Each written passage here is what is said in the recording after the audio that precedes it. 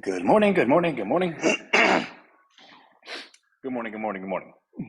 And, we used to say it once and then we say it three times, now we say it six times, and we're just making sure that your morning is as great as it could be. All right, so let's get into some stuff. So I'm a little behind as of this morning because I'm catching up on my emails right now. I'm actually in Saturday still, so I believe I'll be fully caught up on all our emails over the next hour. As many of you know, our son had his tonsils removed last week, and he's only 18 months old. So it's the weekends have become a lot. And our daughter is 6 months old, so when one cries, the other one cries, and it's been a lot of fun. But it's totally rewarding. They're super amazing. But my ability to sit on the computer all day is not really was not available this weekend, but it is available today. So I'm getting completely caught up. Let's go over some stuff. Rhino bot. Yeah, and then Anthony cries. I do, Travis. Um, Rhino bot is still being worked on. Good morning, Brian. I spoke to our team member that's ahead of that, and what he said was he was up all last night. He is going to sleep as we speak, and he's going to be up all tonight, hopefully completing it. And we have a call tomorrow at 12 o'clock. And the goal is that it's just done by Friday, which I would swear up and down because we are that close. So that's the way it's supposed to be. I did not update the ledger yet today just to go ahead and share how far behind we are. Because in Rhino, when you miss a day, like you miss a lot. There's so much that happens. But at our most recent update, which was yesterday, because I did do it yesterday morning, we're up to 468 accounts, I think. Which, if everyone remembers, we were like at 350 for 4 months, and then whoosh, which is good. Now all these accounts are dollar accounts, right? Or $5 accounts for Rhino Wealth. Now the challenge of that, or at least the hope of that, is okay. The hardest part is getting people in. Once they're in, then can you go ahead and create additional value propositions? Can you go ahead and grow the accounts? Can you increase the lifetime value? And we think the answer is yes across the board. A lot of that's going to be done with RhinoBot, but a lot of Rhino is like monkey see, monkey do. Because we have an actual publicly listed asset, everything that we say, the things that are unique to Rhino are great, right? Like, yeah, Rhino said this, I watched this, I watched this. Cool, we're going to do this. That's fine. Take all that out of the picture. If I never spoke a word ever, but you saw the coin go up every single day, would you say, "Wow, I don't want to be a part of this because I don't know what's going on"? Or would you say it goes up every single day, like I want to be a part of this? So there is a certain scalable moment that when everything comes together, it comes together. And like a sous chef, not a sous chef, like a line cook, really. I'm, you know, or I guess as a conductor, I'm making sure that everything is arriving at the same point at the same time. Hey, Frida. Thank you, Frida. He's doing much better. I actually just emailed you back because Frida was one of the first emails Saturday. So things are all going the way they're supposed to. Now, in terms of what's yet or what's in front of us, so RhinoBot is really going to be a big deal because that bot, first of all, there's no such thing, there's nothing like it on the market. There is nowhere where a bot is able to actually speak to you via psychological principles that keeps conversation and then goes ahead is able to find the opening to recommend participating in Rhino Bucks and then being able to bullet benefit close, right? Like to understand and acknowledge your rebuttal. Um, uh, Not twisted. Twisted's a bad word, but find the value proposition that acknowledges your rebuttal and then offer you to get in. And then upon offering you to get in, can then actually facilitate the close. Like that doesn't exist. On top of that, once we complete it, we're going to duplicate it out to make it an affiliate offer. Another thing that doesn't exist, nobody in the history of the world, at least not that I know of, ever went ahead and made an affiliate bot. In which case, the affiliate program as is allows you to go ahead and give somebody your link, and then they click your link, and then they go to the page, and blah, blah, blah, blah, blah. And that's been since the beginning of time, right? Hey, Deb, what's now going to happen is that your affiliate link is going to be in your affiliate bot. So there are plenty of ways to do this, right? And I still have to come up with kind of like a top 10 ways, right? But one of the easier ways is you would make a page, and that page has the bot on it. I don't know. And the person goes to the page and they're talking to the bot. Or maybe you send out an email, and the button in the email goes to the bot. Or maybe you have a home page, or maybe you put it into your Facebook somehow. Like, I don't know how to do all that stuff. But do I believe that maybe you could put a bot in Facebook and attach it to your Messenger account? I don't know. Like, these are the things that we're going to find out. But I can promise you I'm going to learn all of that. My affiliate link in my own bot. Yeah, and that's exactly what's going to happen. So the bot is going to be identical to ours. It's going to do everything the same. Upon the bot, the individual is going to be given the link, but that link is going to be your affiliate link. So the bot will be walking them through. It's okay, great. Do you want me when you're done? Did you do it yet? I'm here. Is it done? Okay, great. Did you get your welcome email? Okay. Like, these are the things it's going to do. In which case, your work is really just where do you put it? Because it's an infinite worker. When it's there, it's going to work infinitely. Now, the scalable moment comes when you have enough of these things happening. Okay, if your bot's doing that, and your bot's doing that, and our bot's doing this, the notion or the the familiarity with Rhino increases. Now, what the bot's also going to do is it's going to offer anyone to go ahead and become an affiliate for your bot. So, for instance, Deborah has her bot, and hey, listen, Mr. Jones, do you want to get in? Do you want to get in? Do you want to get in? No, no, no, no, no. Okay, great. Do you would you would you like to have this type of bot, or when you did get actually probably when people do get in, maybe that first email that goes out to them is, hey, great, thanks for joining. We want to invite you to have the same access or the same ability that we have. Would you like to go ahead and have your own bot and place it places and make money too? And then that email teaching them how to do it. The point is, it doesn't even really matter what it does at that point anymore. If you're the first to market with something that is that scalable and that, viral, then you win. The coolest part about it being the compensation is the coin, is the Rhino. The Rhino is valued based on by the performance of the company. Therefore, all of the individuals that are involved working are the reasons that their compensation increases. So it's a lot of stacking, right? And then where does Rhino Street come in? Where's Rhino Wells? Where's Rhino Hub? Where's all the stuff come in? And we have that all, right? And it's funny because when I get emails from people, a lot of times they're like, Ant, you're just moving too, like, I don't know what you're doing. I just want you to know that I know what I'm doing, right? Like, I eat, sleep, and drink this. I know what we're doing. The most difficult challenge for Rhino is timelines, because when you're inventing stuff, you don't have a timeline.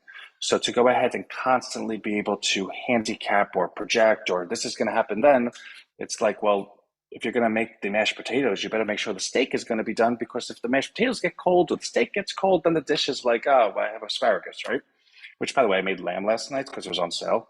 By the way, I only cook on Sundays ingredients that are on sale. I go to the Acme and it's like $4.99 a pound, and my wife loved it. Anyway, that's besides the point, but I'm just thinking about it. So this week is going to be all things bot. Now, along the lines of that, I did share with you that the next offering we want to put out there is RhinoBot, their own bot, for their own reasons. So say, for instance, Abdul is like, hey, Ant, I love sports gambling, right? It's like my favorite thing to do. But I'm not very good at it. I would like a bot that was just an expert in knowing sports gambling, that I can go ahead and input some information and it can tell me what to do, or recommend or cite what a good idea might be. Or Anthony's like, hey, listen, I have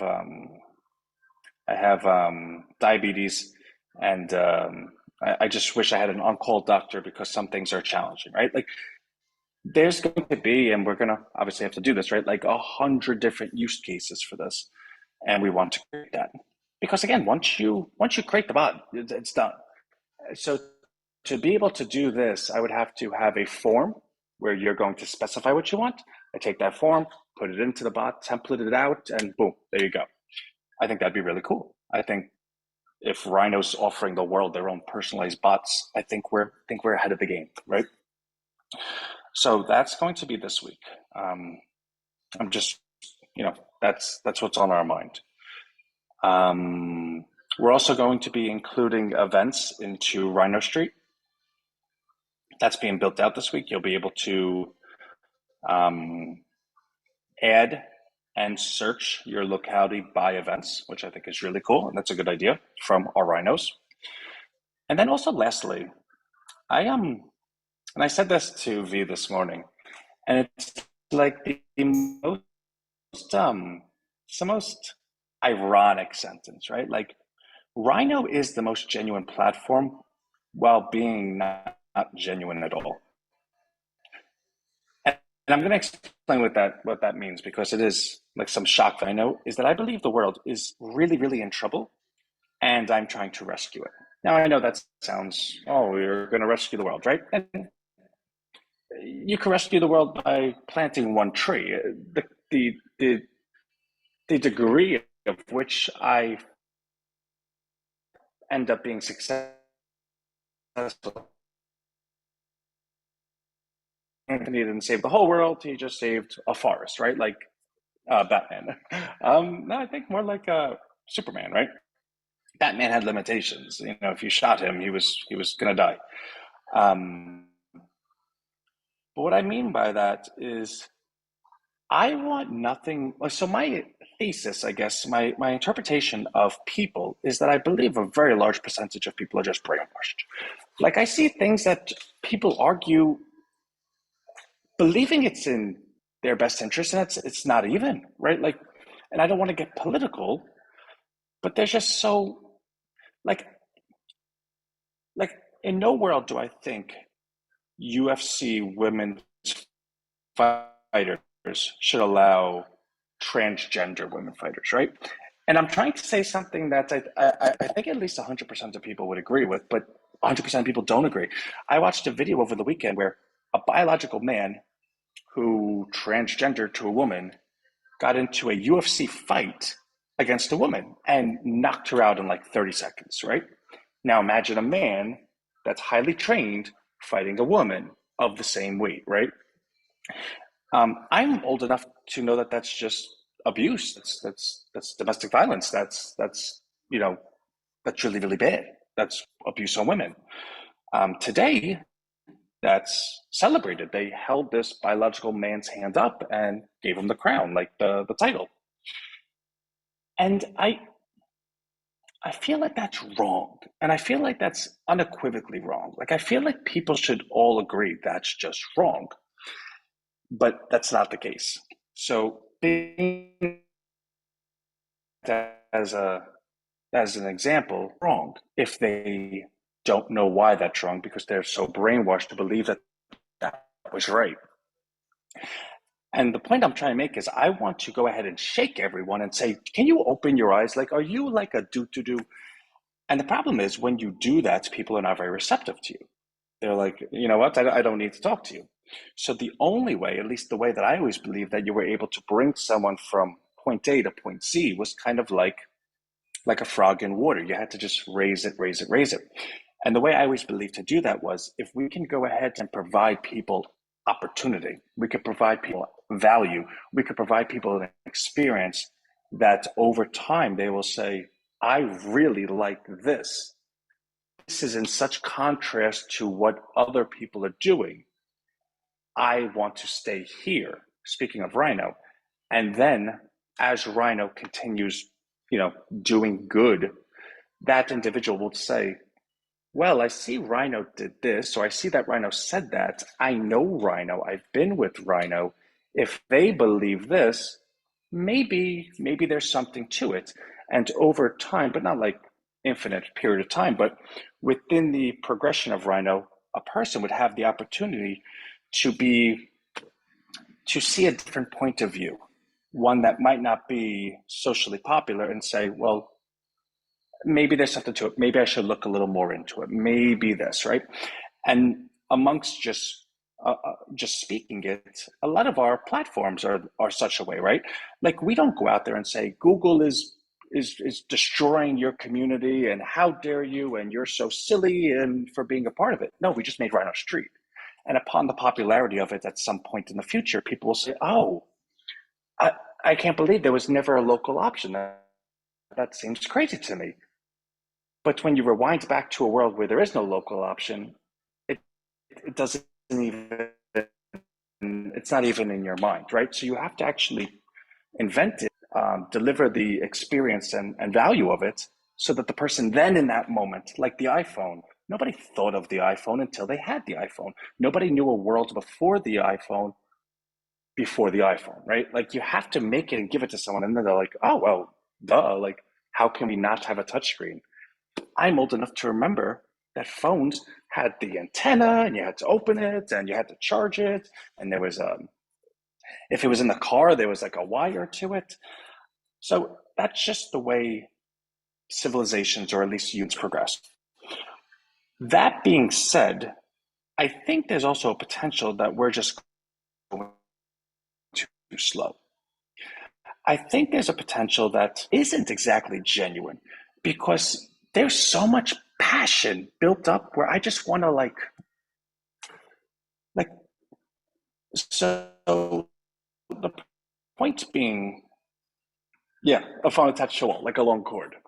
I remember I'm so old that somebody would say a joke. You're so silly, you would tripped over a cordless phone, right? And the insinuation is like everyone trips over a cord phone, but for a cordless phone. But that joke's not even funny anymore because people don't even know what a cord phone is.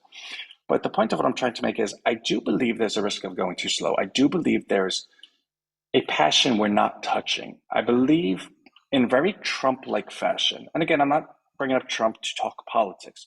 I'm bringing up Trump to mention somebody that was the first time I've ever seen it done where somebody, whether you like him or not, had their core set of beliefs. They spoke to what everyone, or at least what a large percentage of people thought but didn't say.